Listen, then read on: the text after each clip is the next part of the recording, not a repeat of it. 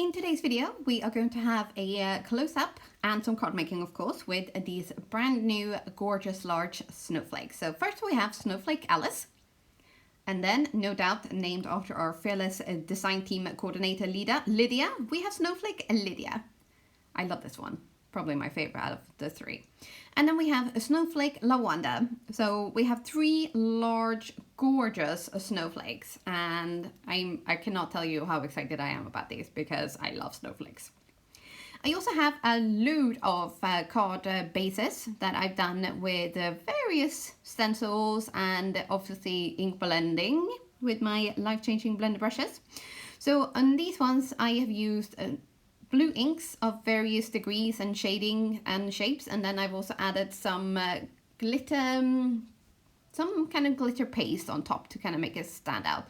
Pretty sure this one is the Fancy Flourish stencil. As I have a habit of kind of making loads and loads and loads of backgrounds and things that sometimes, you know, work out better than others. This one, the Alice Snowflake, I've cut out of a panel, and I've also used the small winter snowflakes sets to cut out a few more because I actually managed to get some out of it. This was cut out of a completely failed panel which I have used the Mermaid Scales stencil on. So my plan here, this was way back, was to use the transfer gel duo and then add foil on top. And if you look really closely, I'm trying to show it in some of the clips here, you can kind of see a very faint outline of that mermaid scale stencil. But as I said, when I did run it through my die cutting machine, the pattern completely disappeared. So I thought, well, it's a pretty panel still, so I'm still going to use it. And I'm so glad I hung on to it now because those snowflakes turned out amazing. Then I have cut out loads of other snowflakes, of course. And I have kind of just laid things out here to sort of see, well, I mean, this could kind of be something or another, you know. Things kind of escalate in my craft room many times. So I have used various card bases and panels and things where I've tried stuff and it's just kind of not made it onto a project at the time, but I tend to hang on to these, and as I said, I'm pretty glad I did, especially with that foiled one, because oh wowza, I'm loving those snowflakes. So I probably will do a few more of those as well. And then on this panel you can see I have used the stars stencil with our, this is, I'm pretty sure, the Artemisia paper glaze. It's the only silvery paste we have. So if you search for silver, you'll find that one.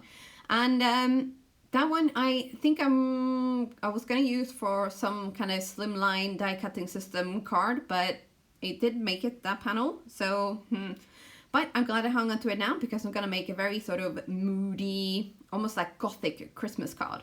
And with these two, I cut out the Alice Snowflake in both silvery cardstock and also matte blue metal or mirror cardstock. Is it still mirror if it's matte? Let's go with mirror cardstock. And I thought I was going to use the silvery one on the really dark background and then the dark blue on the really pale background. But then I thought even with the silver snowflake, it just kind of didn't quite work for some reason.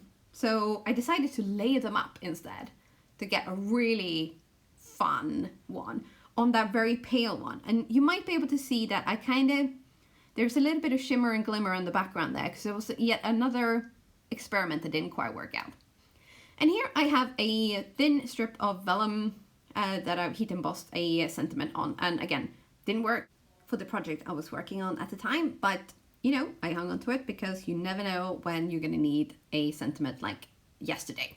So it's always a good idea to hang on to these things, even if you don't know exactly what to do with it right there and then.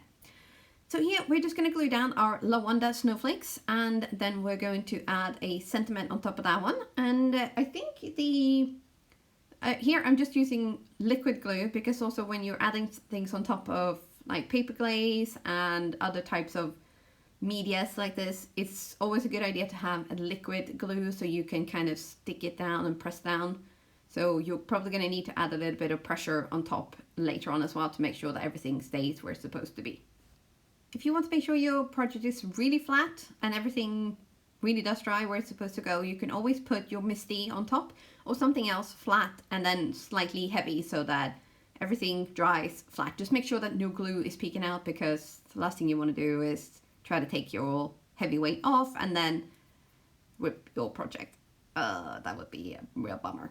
So anyway, with the rest of these cards, we are just gonna kind of, you know, add sentiments and add them to card bases and, you know, add some little fun bits and pieces here and there. And you might see a little bit of bling bling coming up as well. Yeah, I know, I do love my bling bling, so I can't help it. It's just the way I am. So there goes the Misty to make sure that things dry flat. And then we're going to move on to this one. And I did have a little bit of a mishap when I started gluing things down. So I ended up having to turn the card base around. So it did actually go from kind of, I wanted these rainbow slimline stencil that I've used on the background to kind of look like snowdrift, but instead they ended up kind of looking like clouds. So it did actually work both ways. And yeah, sometimes you just have to kind of go with the flow, don't you, really? But yeah, so as you said, things do not always go smooth in my craft room, but you know, it is what it is. So there you have it. Okay, so here we have let this dry and it's nice and flat now. So and then here as well, this is dry, although I did spill a little bit of glue there at the top, so I did have to come up with an idea to kind of cover that up a little bit. And here, oh, I am loving these snowflakes. I know I've said it many times, but oh, look at that. Yep, I'm a fan. I like that rainbow foil. And then this turned out really fun as well. I didn't glue all the bits down so that there's a little bit of sort of dimension and life in them as well. And then we need some sentiments on these, of course. So we are going to speed this up a little bit because it is just stamping and cutting and gluing, but you know, it is necessary stuff.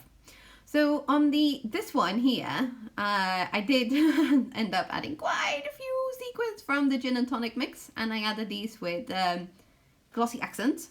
And then I added a few more because, you know, I was on a roll, and once I'm on a roll, there's just no stopping me. I'm like a snowball falling down a hill. Yeah. Pretty good analogy for snowflake cards, isn't it? So here we're just gonna have one quick little look again at these, and then I will say my goodbyes. But I'm really hope you enjoyed this video, and we'll see just how versatile these snowflakes are. Because you see, you don't have to cut them out of white. They don't have to be white or just sort of shimmery. Although with on this one here, the snowflakes are cut out of shimmery white cardstock, so that turned out fantastic. And here with the two snowflakes laid up on top of each other, it's like, yeah, nice, very nice, if I may say so myself. So I will link everything down below so you can find everything in the Picket Fence Studios shop. And I really hope you enjoyed these cards, even though it wasn't all smooth sailing and things kind of took a little bit of a weird turn in places. But I really, really enjoyed making these cards, and I hope you enjoyed watching this video with me as well. So I'm going to stop babbling now because really, I feel like I'm about to launch myself off another hill like a snowball, turning into a big snowman. Alright, that's it. I really am going to go now. Thank you so much for watching, and see you soon again. Bye bye.